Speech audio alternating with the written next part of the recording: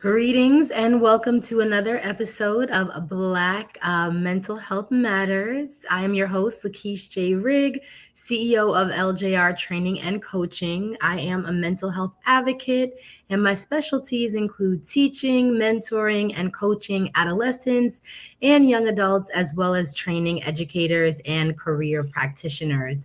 Our topic today is embracing neurodiversity, exploring ADHD and its impact. And we have the pleasure of learning from an expert in this field, Miss Terri Floyd.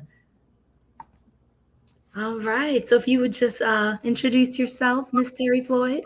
Good morning, Lakeisha. My name is Terri Floyd. I am the founder and CEO of TF Solution Center, LLC.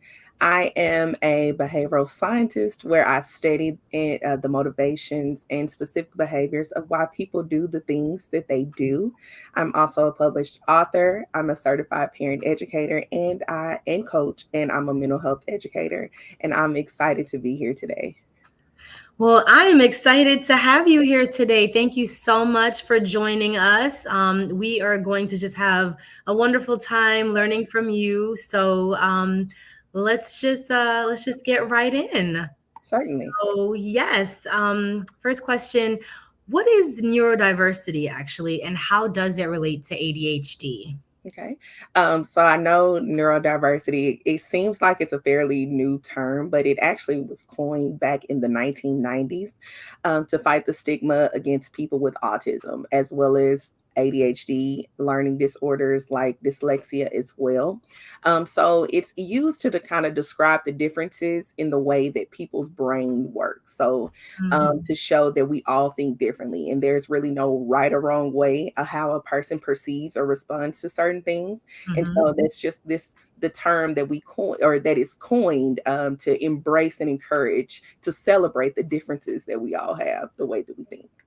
Okay, I like that. Celebrating our differences. I like the strength-based way to highlight the good in it. Absolutely. Well, thank you for that. Um, our next question is, what are some of the primary characteristics and symptoms of ADHD? So with ADHD, of course, we know that's just the acronym, but it's attention deficit hyperactivity disorder. And so the five key aspects of the behaviors, kind of when you look at ADHD, it's attention, hyperactivity, impulsivity, even organization, as well as emotionality.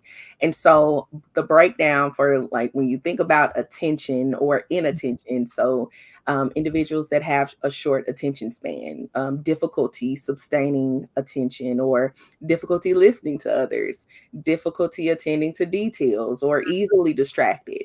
Even forgetfulness, that's one of the signs and symptoms, as well as when we think about impulsivity. Mhm. Could be a conversation where you're having with a person and that person may interrupt you before you're finished talking, or Yeah. having the difficulty waiting for a turn to in school or even in social kind of situations, conversations, as well as taking frequent risk or more like the often without thinking before acting. So that's more like the impulse control. With the hyperactivity, that's like they just constant on the go, a little bit fidgety, have difficulty remaining being still, talk excessively, even have difficulty engaging when it's time for like quiet time or quiet activities. There's a little bit of a struggle that they may deal with, and inabilities to kind of shift and transition from one task to another before completing the first task and moving on. With organization, think about cluttered spaces, struggles with like self-management and planning, difficulty with following through, sometimes even having the struggle with being reliable or reliability. Procrastination can kind of fall in that space as well, not self-diagnosing, but just thinking about certain things and symptoms that fall in when it comes to ADHD, as well as with the emotionality. That's the struggle with managing emotions, so emotional regulation or how to regulate my emotions. Emotional intensity is another kind of form to look at it as well. Such a wonderful explanation, because as I'm listening to you, I'm just thinking about students that I observe with, any number of these characteristics. So this is very helpful. Thank you for that. How prevalent is ADHD in the population, and are there any differences in its occurrences across genders and age groups? Okay. So looking at research, of course, with prevalence, a lot of times we see that there's a higher percentage of men or boys that's diagnosed compared Mm, with ADHD compared to women or girls. But the interesting thing is, I think it's due to even with the way that the diagnosis is sometimes viewed. It's not the significant differences sometimes fall in between based on what may look like in one group compared to others. okay. A lot of times it's higher in African American males, and then the second that falls under is Caucasian males.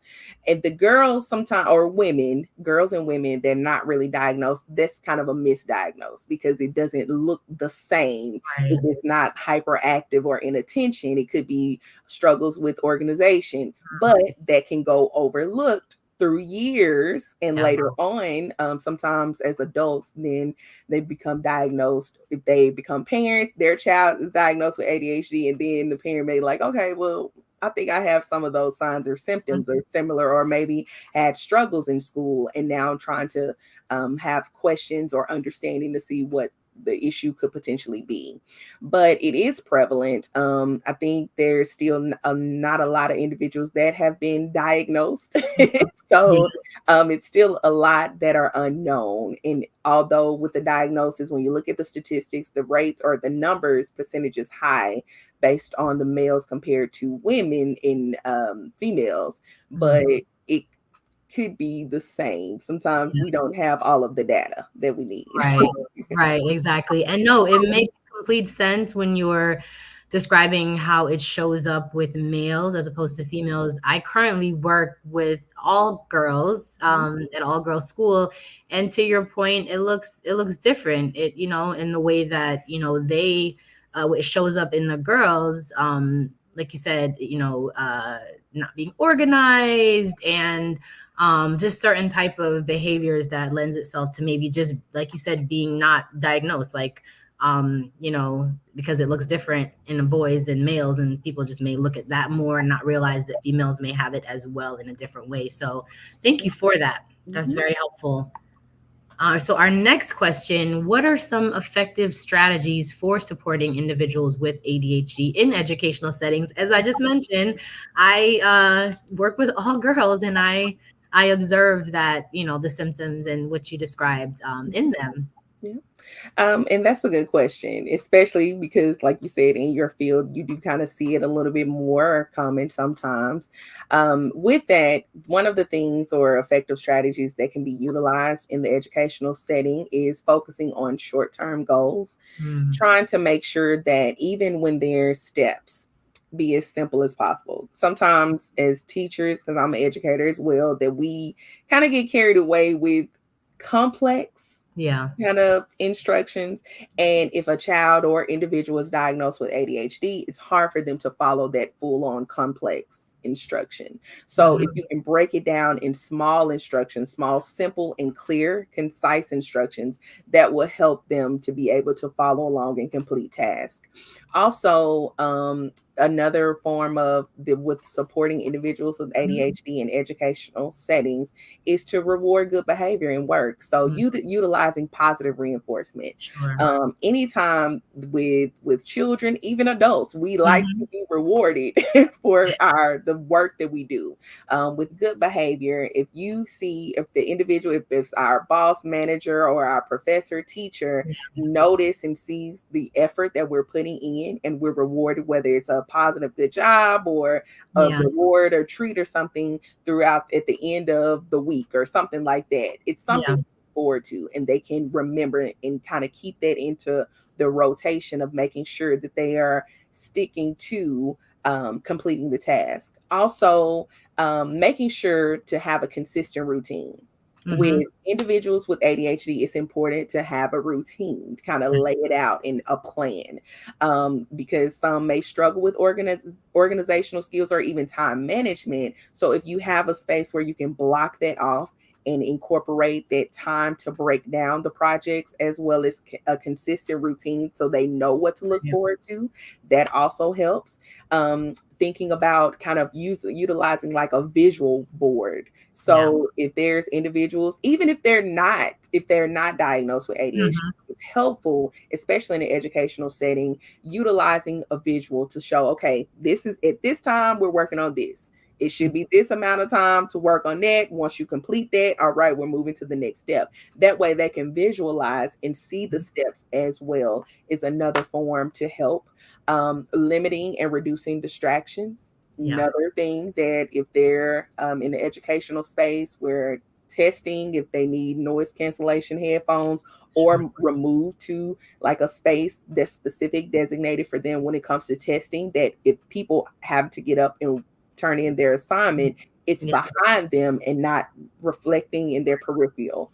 Um, Communicating clear directions, that's another one, and as well as providing tools for direction to help them stay organized, like I mentioned with the visual, to see kind of that chart, the visual mapping, as well as utilizing organizational tools. If it's a notebook that is listed and writing down things to know, like, okay, this planner, this is going to help me stay focused and on task. Check it off and go next to the to-do list. That is beneficial and helpful as well for individuals with ADHD in an educational setting.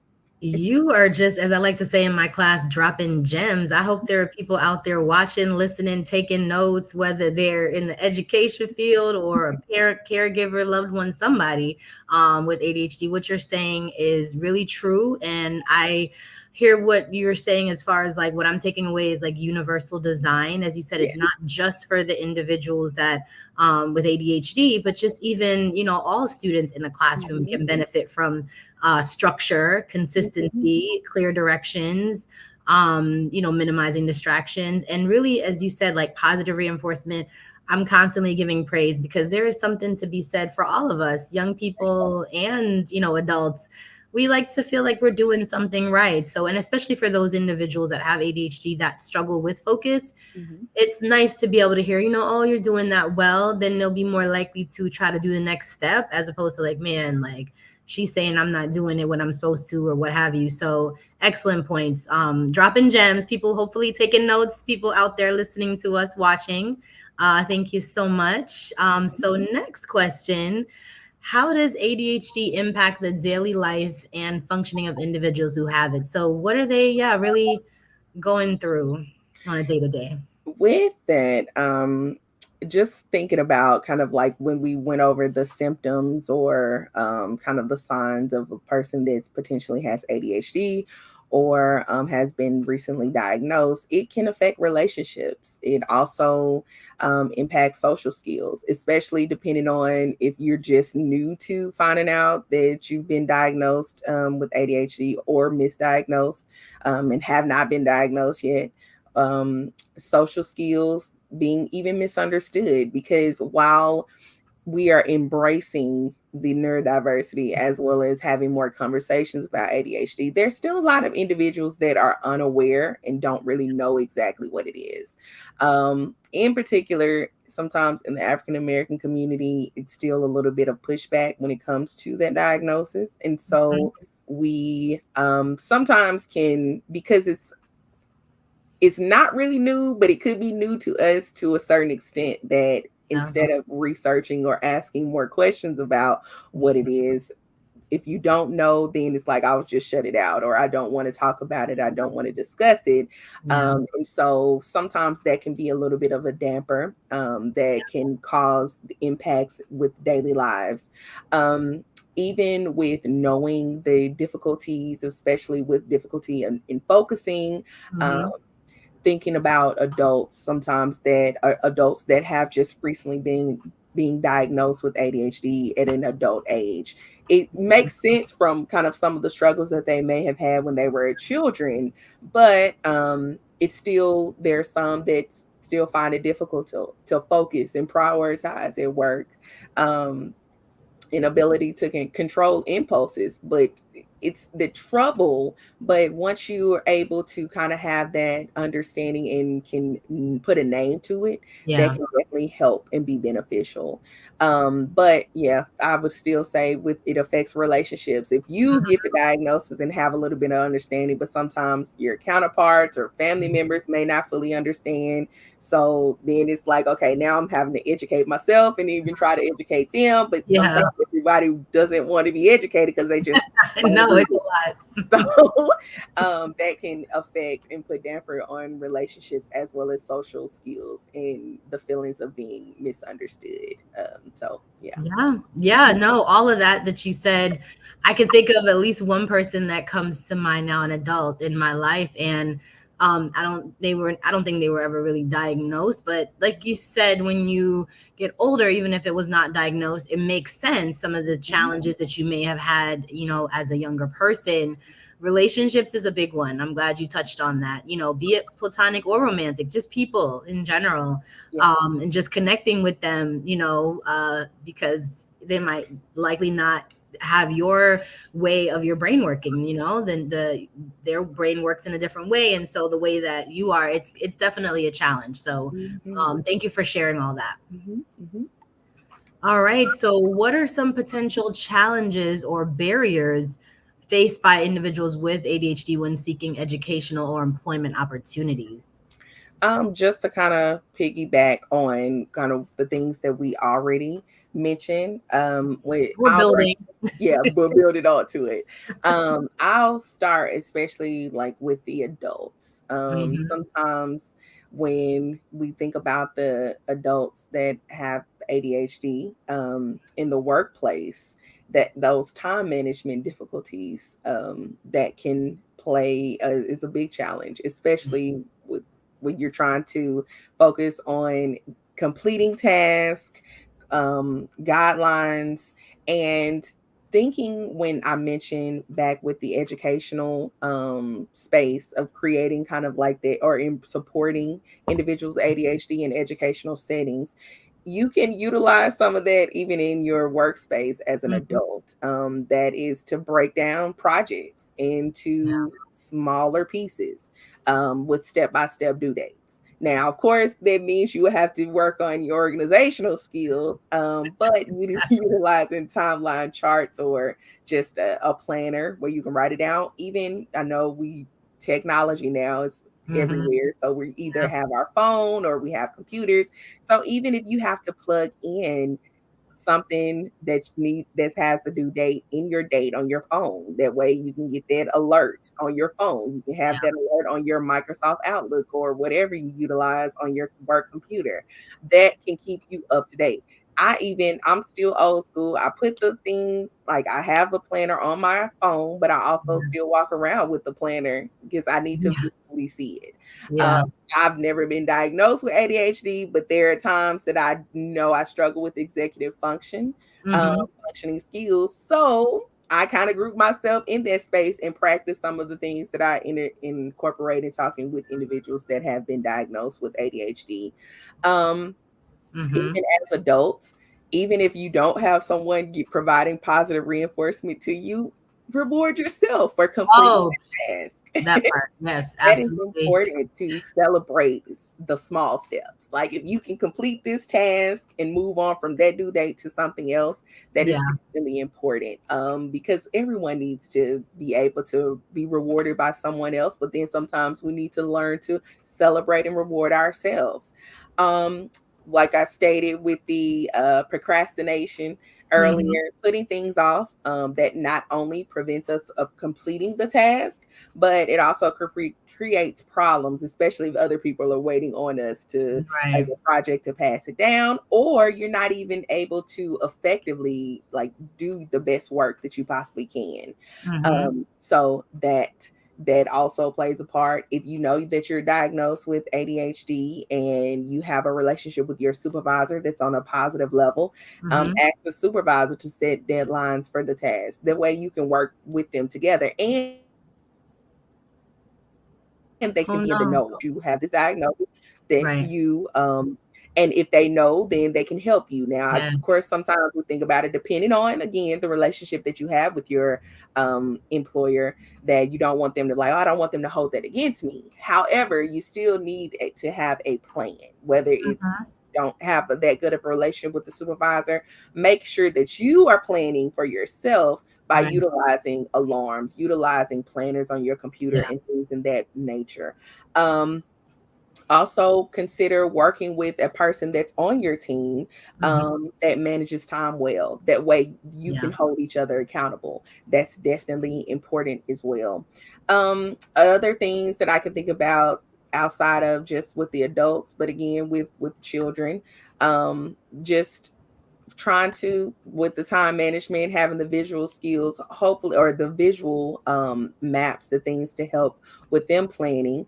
um with teachers and parents, because this is definitely important when it comes to students or children that are in school, to make sure that everyone is on the same board and Mhm. understand and know. Yeah. If you know that your child or student has ADHD, to make sure that you are putting them in a space that they're either sitting closer to you so they can stay focused, removing of the distractions and allowing those small breaks. In moments where you know, okay, they've been sitting a long time, Right. let's get up, let's take a quick Sure. break, Yeah. let them kind of regroup and get themselves back straight, and so they can get back to working. By incorporating that, it's not going to take away from time. Mhm. If you actually plan that in, that will Yeah. help and not cause more of a disruption later on if you haven't kind of utilize those a bit and know kind of what they need. If even if you need them to pass out papers, that's Yeah. something, get them up, moving Something. around, Yeah. sit down. That keeping them structured in a way of organized to know, like, okay, you pass these out. Now we go back and sit down and Mhm. let's get to work. This is the next thing that we need to work on. Right. But it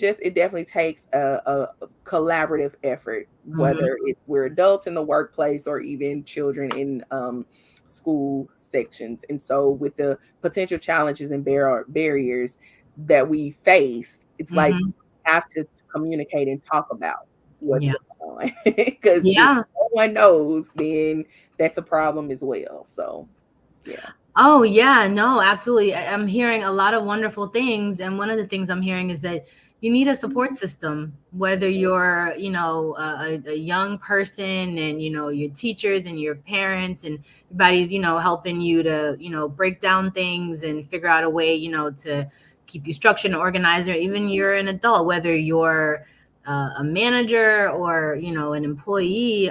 It's good to be able to try that, to build that relationship, even though I know, from what you've shared, those individuals with ADHD struggle with relationship, but it's important to try to make relationships, and especially to have individuals understand why you may do the things that you do so they can support you accordingly. So yeah, so much good things that you have shared. Thank you so much. And yeah, I have all types of reminders as a teacher. I have to remind myself to do a million things. So I think being organized and setting reminders, and universally, a lot of us could benefit that, even if we don't have the diagnosis. So Yes, absolutely. absolutely, absolutely. So what are some of the strengths or talents? I love how you started us off with, celebrating the differences. What are some of the strengths or talents associated with ADHD that should be celebrated and nurtured? Right.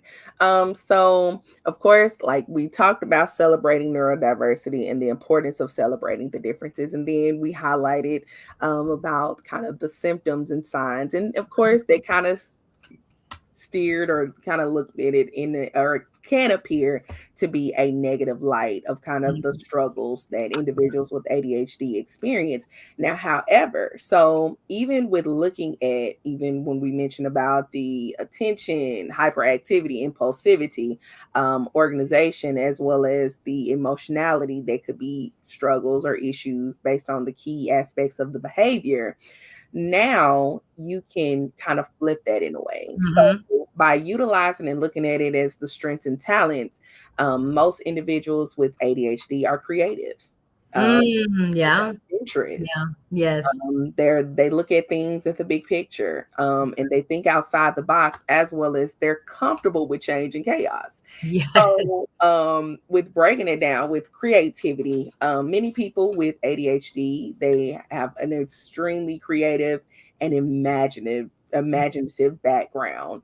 Walt Disney, he was diagnosed with ADHD, and he has Disney World. So even Right.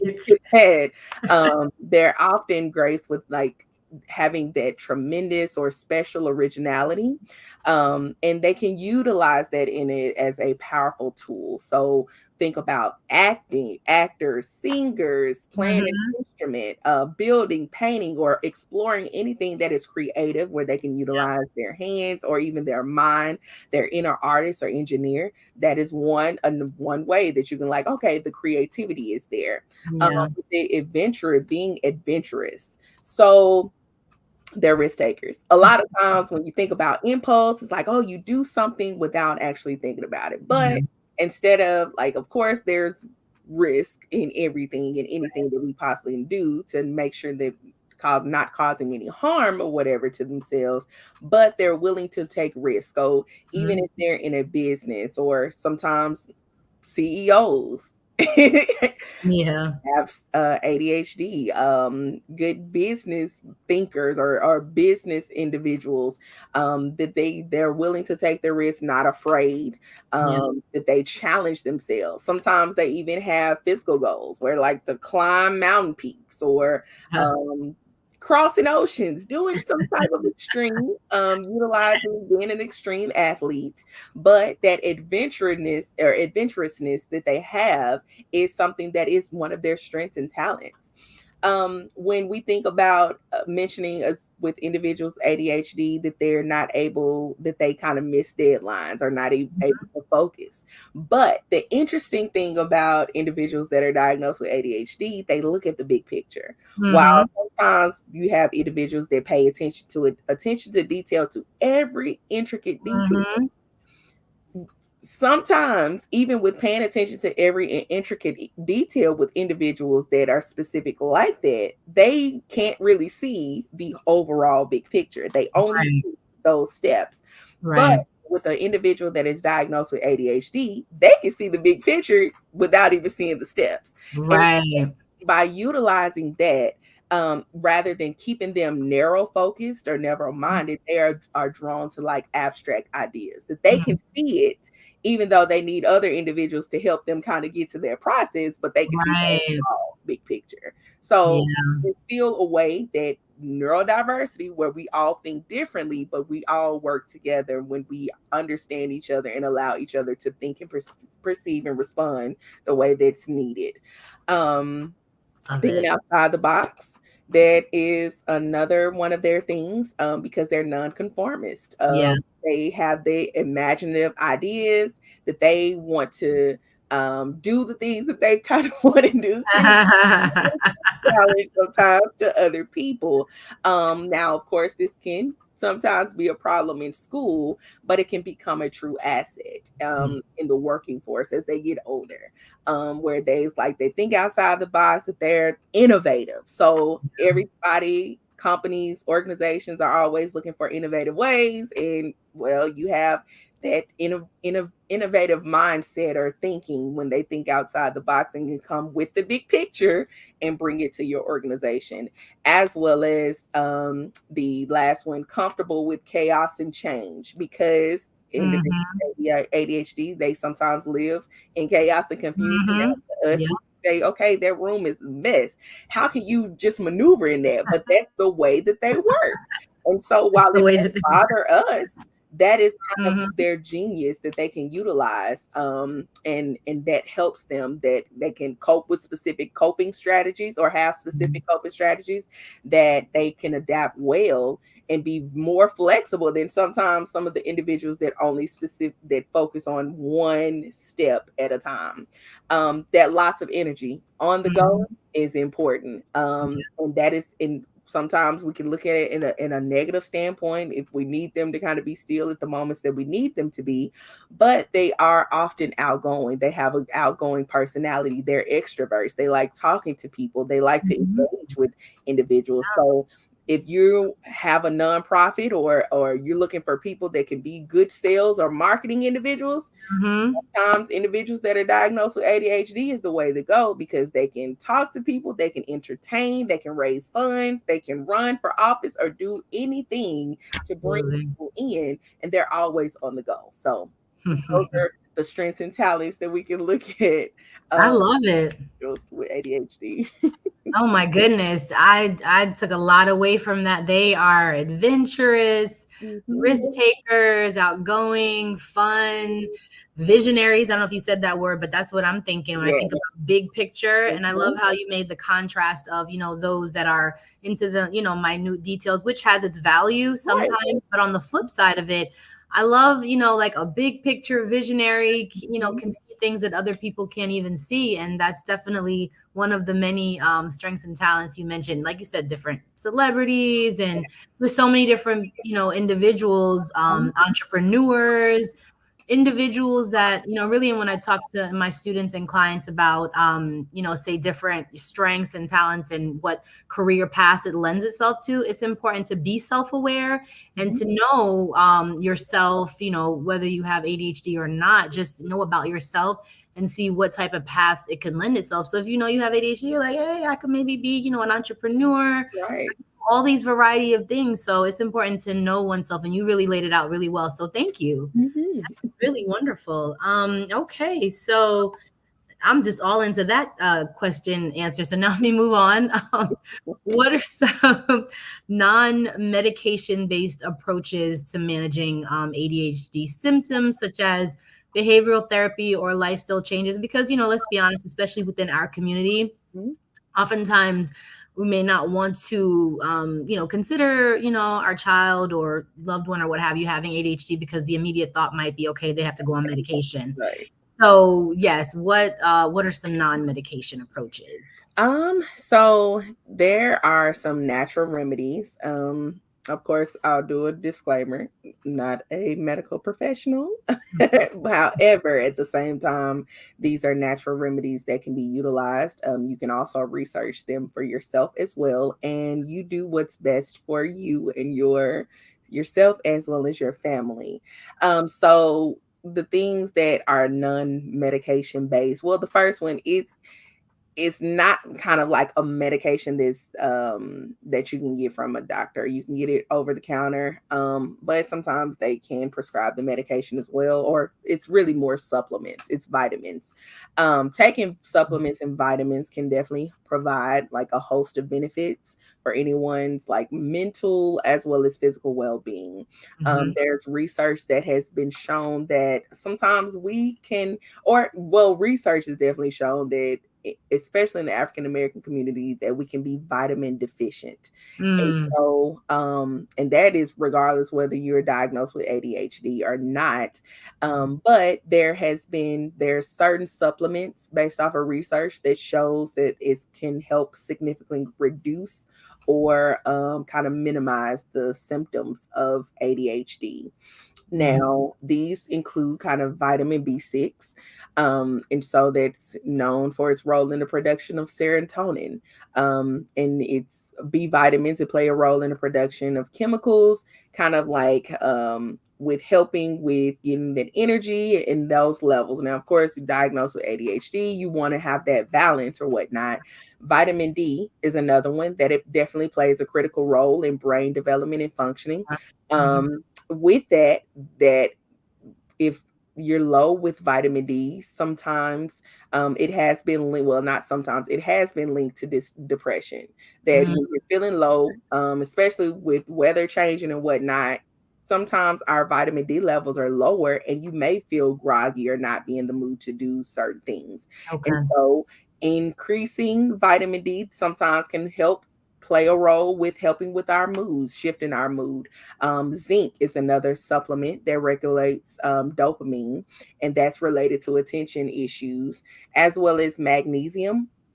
Having that deficiency is known to cause hyperactivity and irritability in symptoms with individuals with ADHD. And research has shown that there has been a positive response when people with ADHD take magnesium. It's like a significant decrease in the active behavior, excuse me. And iron helps the brain produce dopamine and is widely accepted. That's been different in people with ADHD, and it shows sometimes the symptoms that kind of link with ADHD, the iron deficiency. And so taking zinc and iron together might be helpful. Now that was the supplement thing. Right. Other ones that is non-medication based is therapy. Of course, we have the behavioral therapy that focus on cognitive behavioral therapy, mindfulness based cognitive therapy, and family therapy, and even couples counseling, because we mentioned earlier how it affects relationships. Right. So utilizing therapy, having that support system, having your village to kind of understand the diagnosis, because even though one person might have been diagnosed in the family, the entire family is affected. And so by utilizing and incorporating a therapy that cannot help create that structured routine, as well as manage distractions and kind of improve the concentration with individuals that have recently been diagnosed.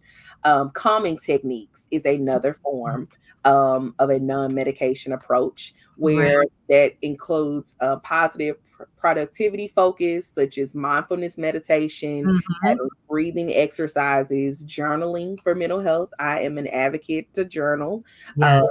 And yoga, tai chi, those things. Yoga has been shown to be kind of like an effective natural remedy in studies too, specifically actually in young males with ADHD. Oh, Um, wow. by Okay. now, of course, they've kind of combined it with taking daily medication and combining daily yoga practice and improve anxiety, hyperactivity, and social issues. So it's still kind of teaching that balance, teaching you to process and regulate emotions, as well as giving that discipline that's needed and necessary, not just for individuals with ADHD, but everybody, because we all benefit from discipline. Maintaining healthy sleep habits. 8 hours of sleep. You definitely need to get your rest. Rest is important, because when we do not get the appropriate amount of rest for our age and for our group, it affects how we react, how we respond, and that is just for anyone across the board. Absolutely. Especially, but it plays more of effect to individuals that have been diagnosed with ADHD, and trying to manage system or symptoms is definitely one of those important ways to utilize the non-medication based approach. Another one, paying attention to your diet. Now, even regardless if you're trying to eat healthy to lose weight or not, or you're just trying to eat healthy to maintain, Right. when we have individuals that are diagnosed with ADHD, diet plays a part in it. So it's best to eat low or non-processed foods, because processed foods has a lot of things in them, reducing the sugar intake, because sugar, the caffeine, that affects their balance levels, especially if they're diagnosed with ADHD and could be hyperactive. And so putting those two together is kind of like a little bit of a disaster, especially based on the age and thinking of our young children that have been diagnosed. So eating a balanced diet full of fresh and whole, minimal processed foods is good overall general health. And that's for everyone, again, anyway. Yeah. And getting enough exercise. Exercise is another one that's important. And you think about individuals that are diagnosed with ADHD, that kind of helps burn off that excess energy that they may have. And it can keep you healthy, heart healthy. So we want to burn and utilize cardio as much as possible, be active, be physically fit. But those are the non-medication based approaches to managing ADHD symptoms. Like I said, I hope those who are listening, watching, are taking notes. Get your journal. Like you said, you recommend journaling. Take your journal out, write down some gems that Miss Terri Field is sharing. Like, I'm hearing just like overall self-care, taking care of yourself, which, as you alluded to or maybe specifically mentioned, like for all of us, but definitely for individuals with ADHD, because not doing some of these things can show up, in a more significant, challenging ways for those with ADHD. But just for all of us, like supplements and, calming techniques and exercise and sleep. Ooh, sleep. Any one of us doesn't have the proper amount of sleep, the next day we're not functioning as we should. So, especially those that struggle with ADHD. Absolutely. So, people, please take out your pens and papers if you have not yet. That's the teacher in me. Like, let's write it down, right? Let's Right. learn during this time. So, let me see what else we have here.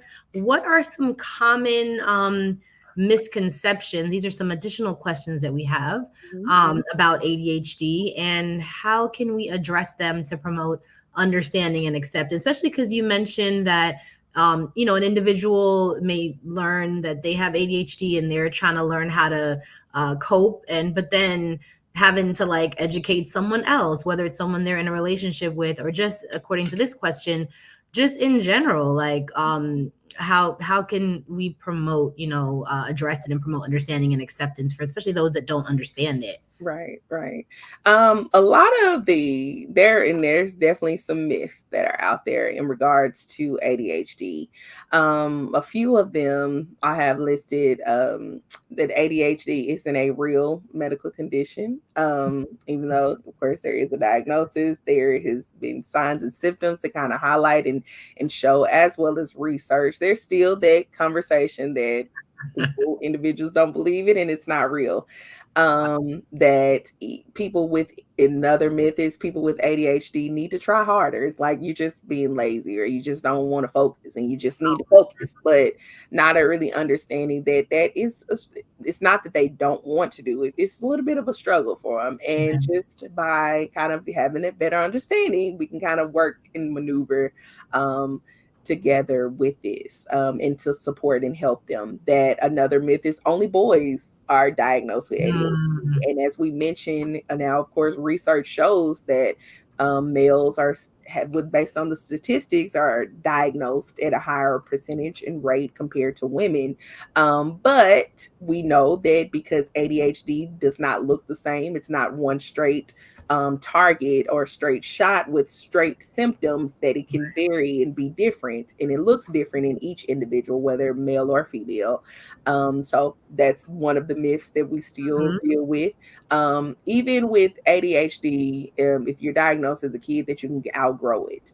I'm not going to say that you can outgrow it. Now you can manage it. right, You can provide, like, do some the resources and utilize the strategies that we discussed and talked about to kind of get it under control, to right. manage and maintain it.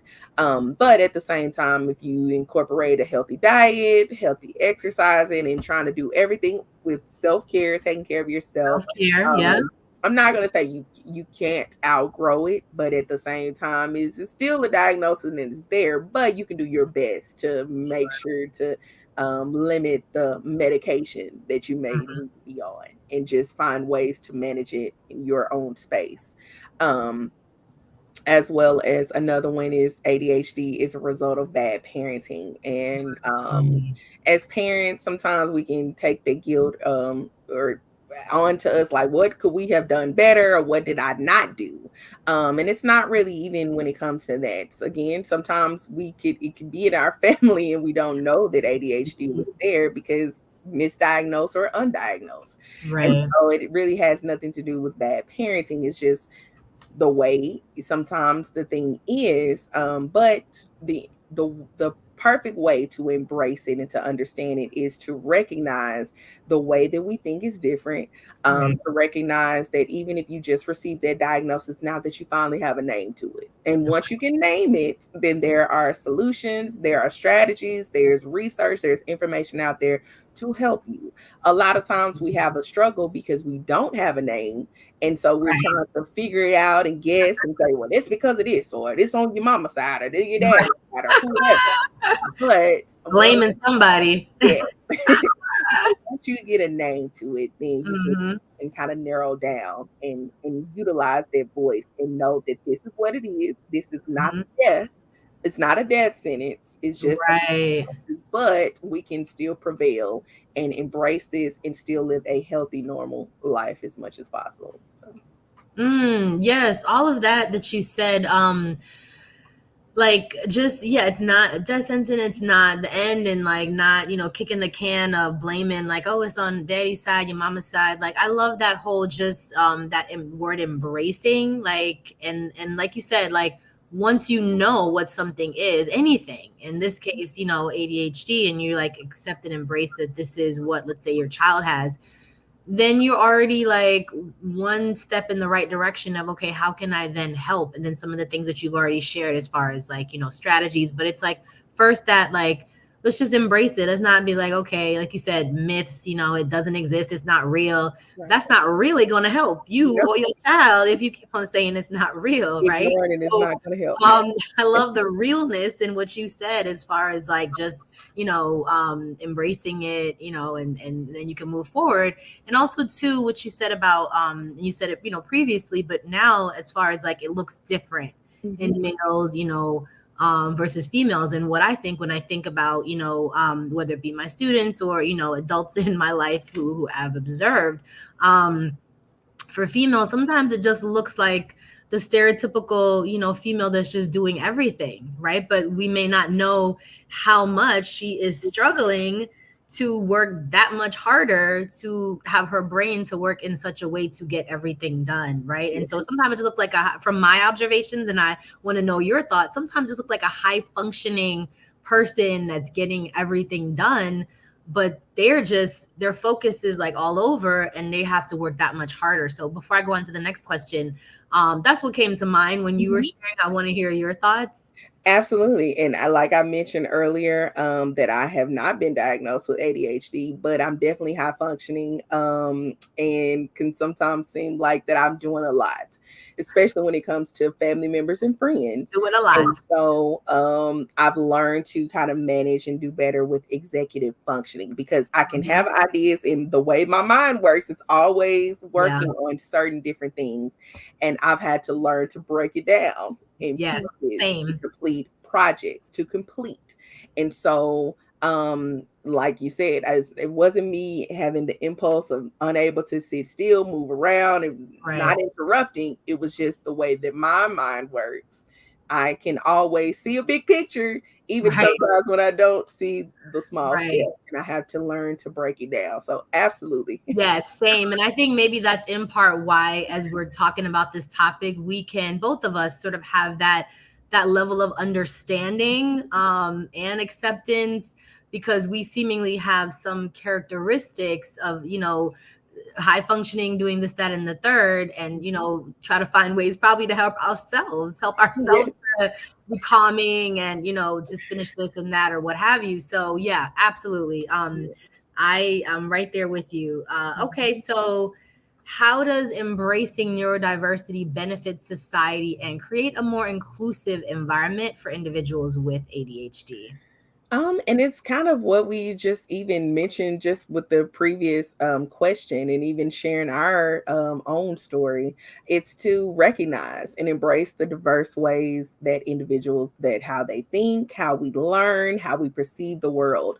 I believe if the society, if we can just understand and embrace everyone's unique perspectives and learning capabilities, then it would definitely, that's one in particular, one of the ways how we can embrace neurodiversity, as well as create an inclusive environment for individuals with ADHD, with individuals that are on the autism spectrum, Mhm. or individuals that have dyslexia, dysgraphia, any of these learning disorders or challenges that Mhm. affect neurologically.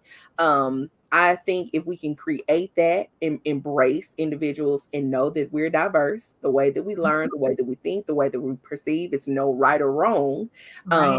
and have that support and understanding, then that's how we can continue to embrace neurodiversity and will benefit the society and everyone that's included in the society as well.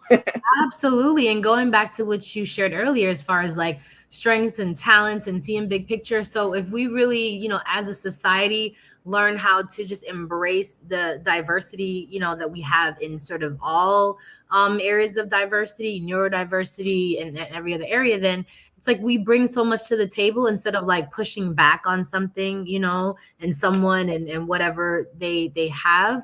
Mhm. It's like, how can I get these big picture ideas, these visionary ideas, these go-getter, outgoing, like how can I get some of that vibe? Like if we really just embrace things, we would be that much better for it instead of pushing back and, saying things are not real and all the things you Mhm. mentioned. Absolutely. So absolutely, absolutely. Okay, let me see. I think we have another question. We may have touched on this because we're so awesome. At sharing the gems that you've been dropping all day that I feel like even prior to the questions being asked, we're just flowing. We're just flowing, Mhm. dropping Mhm. knowledge and gems and such. But how can employers create an accommodating and supportive workplace for employees with ADHD? We kind of touched on this of that, Mhm. support system and things, but if you have anything else to add, that would be wonderful. Um, just kind of even with the workspace, I touched on the time management strategies, having assistive technology, incorporating accommodations for meetings, career counseling. That's even a benefit to help individuals with ADHD, providing Mhm. a flexible schedule, creating a space that's like a private workspace and noise canceling headphones is definitely important in written instructions so they can visualize it and can see it, and having training for supervisors and coworkers to understand individuals that are on the with neurodivergent people, and having that mindset to know to create this inclusive workspace.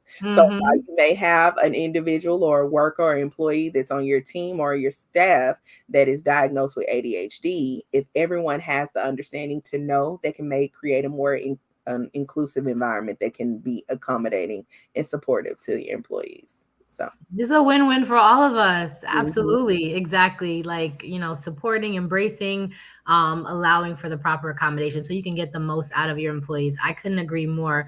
I yes. think there's another question that I had here that may not show up per se, but uh what are some six and you mentioned like people in different careers, but what are some successful stories of individuals with ADHD Mhm. who have thrived in their personal and professional life? Yes, with utilizing like the creativity, kind of what we mentioned about the being Mhm. creative, thinking outside the box, adventurous. I wanted to just highlight even thinking about individuals that, like we said, it's good to put a name and a face to certain things. You put a name Mhm. to the diagnosis of ADHD of what it is, and then we can see individuals that are successful, that are thriving in their personal and professional lives. And Mhm. there's a few that I wanted to highlight and mention. Simone Biles. We know she's an amazing U.S. gymnast. She's diagnosed with ADHD. Will I Am, he is a producer, songwriter, singer. Um, he has ADHD, that creativity, writing songs. Mhm. Solange Knowles, Beyonce's little Mhm. sister, she's diagnosed with ADHD. She's an amazing songwriter, singer. Stevie Wonder, yes, we know that he's Mm. blind, but he's also Okay. diagnosed with ADHD, and we know how amazing and a musical genius that he is.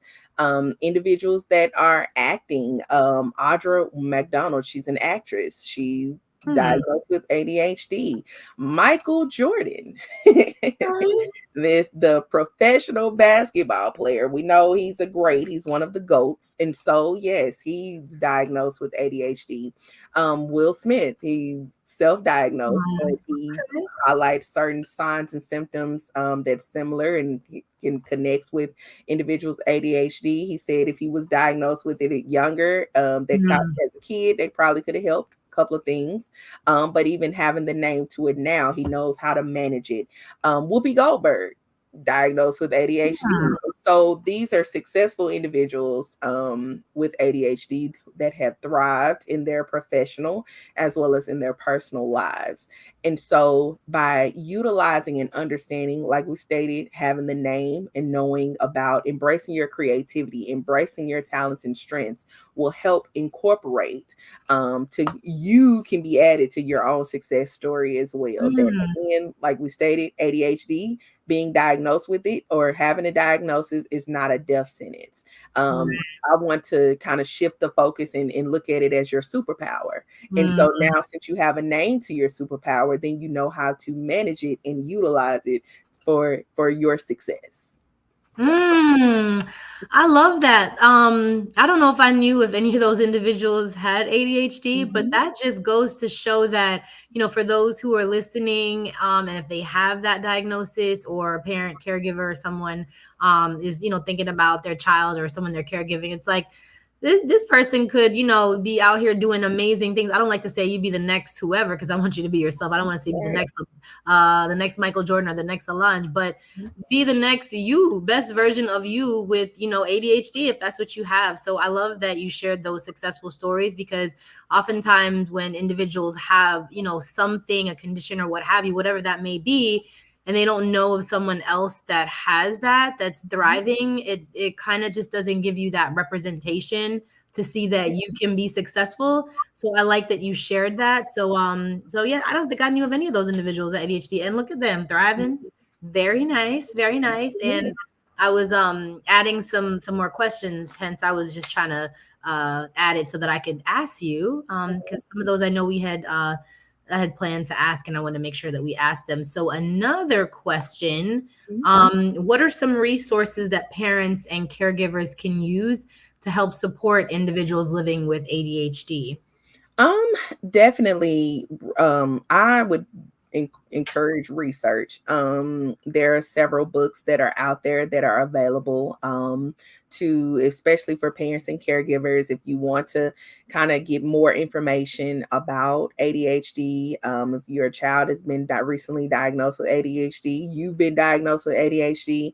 One of the books is Parenting ADHD, and that Mm-hmm. provides more effective strategies to kind of help you with Okay. the time management, helping with processing certain things. There's other books that's Raising Boys with ADHD. And now, of course, we Oh, know the okay. diagnosis is higher when it comes to boys. But you can even with that book, yes, specific to boys, but you Mm. can utilize it and use it even if you have daughters as Got well. it. Well. And then there are some support groups that are out there Mhm. that are available in your areas if you look in research Okay. wherever you are located, as well as there are some support groups that are online with Oh, okay. to assist family members and caregivers that are Mhm. living or have individuals living with ADHD. So there's resources that are available and out there.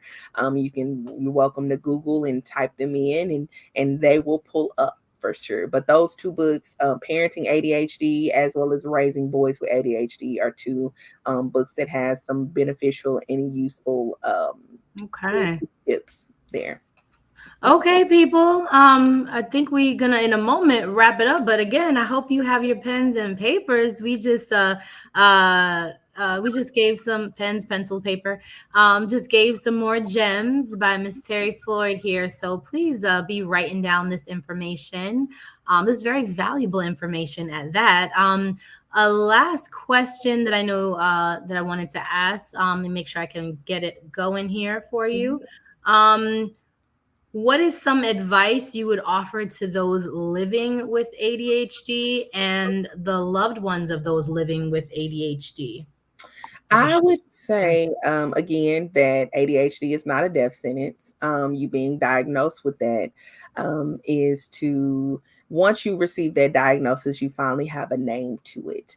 By learning, educating yourself through self advocacy, that's a way to empower yourselves with living with ADHD, as well as to have that support system through educating your family members and loved ones. I think it's important that collectively we work together to know that we have that village to support and encourage us and empower, and that we can all get through this together, because embracing neurodiversity means to embrace the diverse ways that we think, that we learn, that we respond and perceive.